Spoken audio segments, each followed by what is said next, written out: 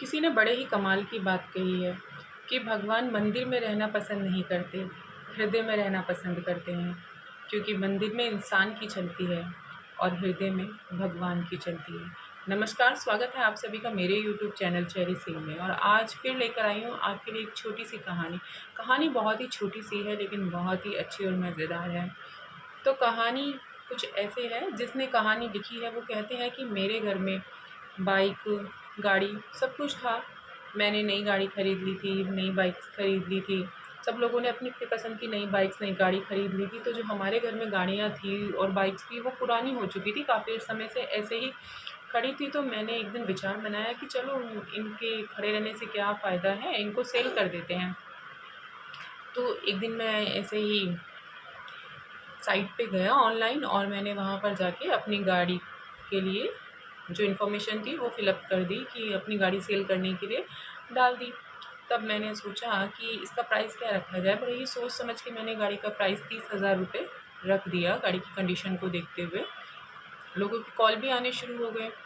बहुत लोगों ने पैसे लगाए, किसी ने 15,000, किसी ने 17, किसी ने 20, किसी ने 22, किसी ने 25,000, 27 और यहाँ तक कि 28,000 भी लगाए। कुछ लोगों ने तो कहा कि आपकी बाइक की कीमत सिर्फ 15,000 ही लगती है, और कुछ ने कहा कि हम जो है 28,000 से हम ज़्यादा नहीं दे सकते। जो लास्ट कॉल था वो 28,000 पर गाड़ी लेने के लिए तैयार था।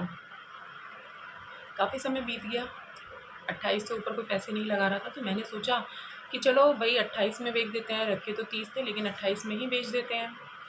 तो मैंने जो है अपना विचार बना लिया गाड़ी को देने के लिए कि जो 28 में फ़ाइनल करके 28 में दे देते हैं। लेकिन अचानक से उसी शाम को एक कॉल आता है।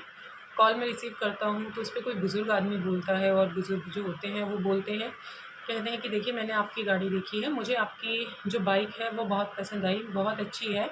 मेरा एक बेटा है जो कॉलेज जाता है और उसका अब लास्ट ईयर है। वो मुझसे कॉलेज के टाइम से ही ज़िद कर रहा है बाइक की, लेकिन मैं उसको बाइक दिला नहीं पाया। लेकिन मुझे आपकी बाइक अच्छी लगी। अब उसका लास्ट ईयर है, फाइनल ईयर है, अगले साल वो कॉलेज उसका ख़त्म हो जाएगा, कॉलेज छोड़ देगा। तो मैं सोचता हूँ उसके कॉलेज छोड़ने से पहले उसको बाइक दिला दूँ, वो खुश हो जाएगा। आप जो है ये बाइक, मेरे बेटे ने भी ये बाइक देखी है और उसको भी ये बाइक पसंद है। आप इस बाइक को प्लीज़ कृपया करके किसी को मत दीजिएगा, बस आप थोड़ा-सा इंतज़ार कीजिए। मैं पैसों का इंतज़ाम करते ही आपको कॉल करता हूँ। मैं बहुत ही जल्द पैसों का इंतज़ाम कर लूँगा और पूरे पैसे लाकर मैं आपकी बाइक को लेके जाऊँगा। और ये कहकर उस व्यक्ति ने कॉल काट दी।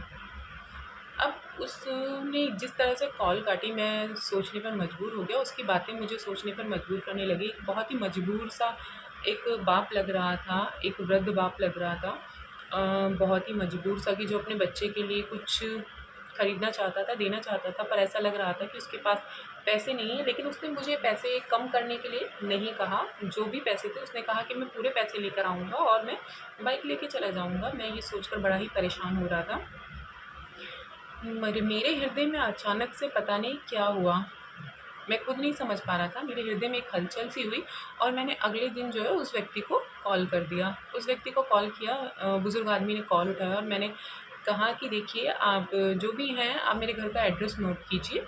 आप जो है कल मेरे घर पर आ जाइएगा और आपके पास जो भी पैसे हैं आप बाइक लेके चले जाइएगा। आपके पास कितने पैसे हैं? तो उन्होंने कहा कि मैं 20,000 रुपये का इंतज़ाम कर चुका हूँ। आप मुझे थोड़ा-सा वक़्त दीजिए, मैं पूरे 30,000 का इंतज़ाम कर लूँगा। मैं कैसे भी करके पूरे पैसे जुटा लूँगा, मोबाइल बेचूँगा या कुछ भी इधर-उधर से करके मैं पूरे पैसे करके आपसे गाड़ी लेके जाऊँगा। बस आप मुझे थोड़ा-सा वक़्त दीजिए। मैंने कहा नहीं, नहीं, इसकी ज़रूरत नहीं है। अगर आपके पास 20,000 रुपए हैं तो आप कल आइए और 20,000 में ही आप बाइक लेकर चले जाइए, और पैसों का इंतज़ाम करने की कोई ज़रूरत नहीं है। तो वो व्यक्ति जो था अपने बेटे को लेकर अगले दिन मेरे घर पर आ गया।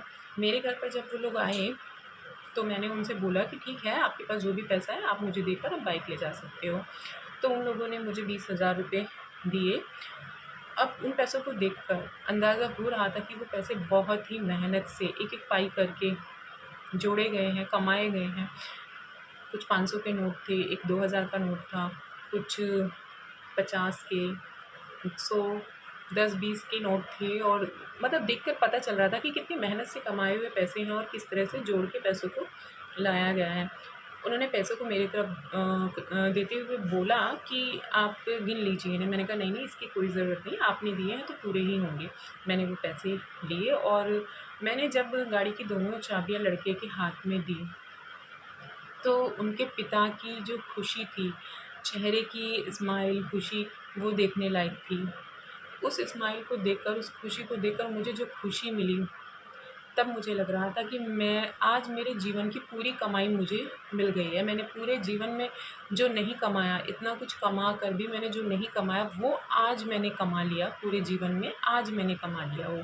मुझे एक अलग-सी खुशी का एहसास हो रहा था उनकी खुशी देख कर कि मेरी वजह से उन लोगों को वो बाइक मिल रही है और वो लोग इतना खुश हैं। मैं अपनी बाइक को 10,000 के नुकसान से बेच रहा था, 28,000 मेरी बाइक के लग चुके थे। ये लोग 30 देने के लिए भी तैयार थे, लेकिन मैं 10,000 के नुकसान से देकर भी जो मैंने उसके बदले में पाया था, एक खुशी पाई थी, एक संतुष्टि पाई थी, वो मुझे बहुत अच्छी लग रही थी। तब मैंने जो है उन लोगों को वो बाइक की चाबी दी।